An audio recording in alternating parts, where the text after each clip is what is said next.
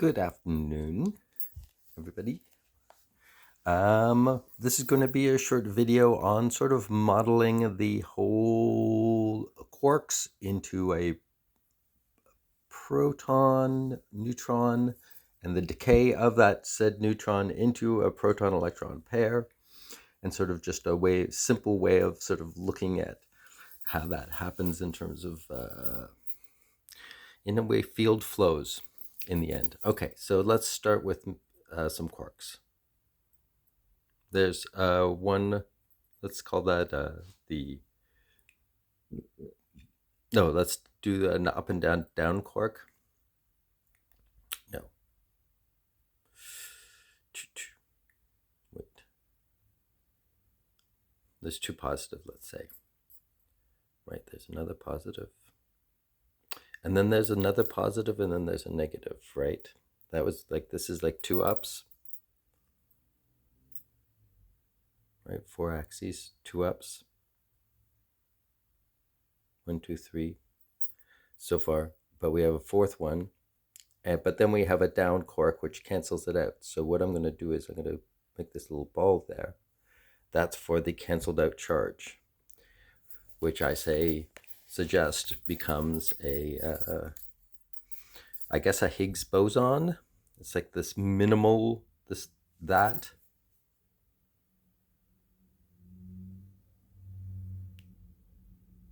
is the smallest mass particle. Two charges forming a little tiny primordial minimal singularity. Then that creates a hole in space which causes these flows in three different directions.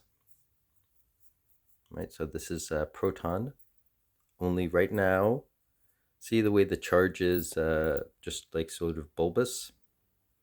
So what we're going to do is let's, there we go. So there's a proton. Well, all that charge. And what we can think of as the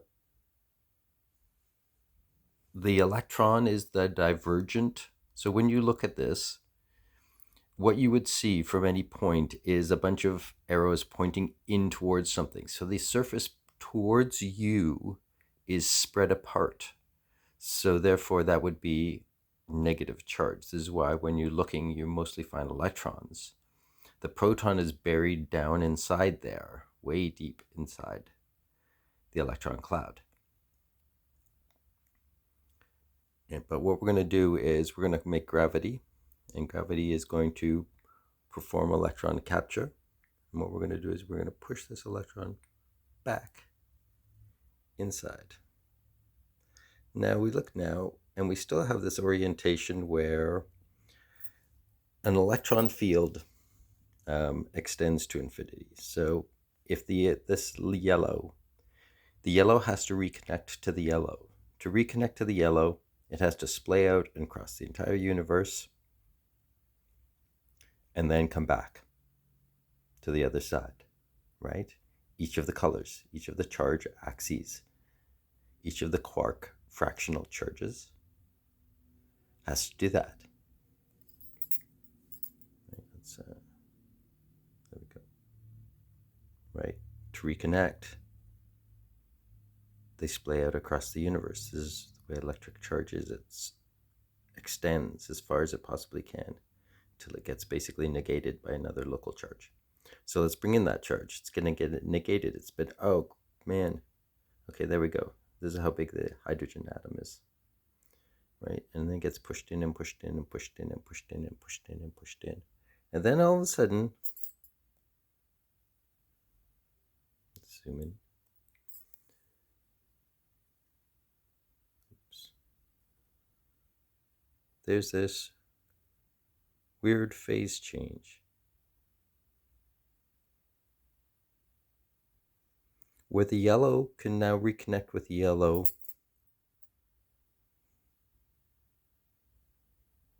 very locally, right at the surface. And the red can connect with the red right at the surface. And the blue can connect with the blue right at the surface. The reconnection paths, I haven't drawn them in. I'll maybe try and figure out how to do that. come around like that, right? Just along the surface. It's all very contained. So this would be a neutron, and this is how the neutron maintains that stability, right? Because it reconnects because there's enough pressure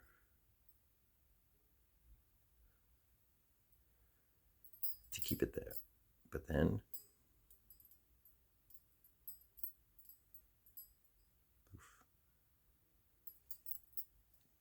pow, it explodes and decays into hydrogen.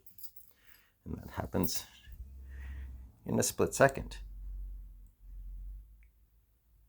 That process happens over 13.8 billion years or whatever that takes for your average original hydrogen, monatomic hydrogen, to get compressed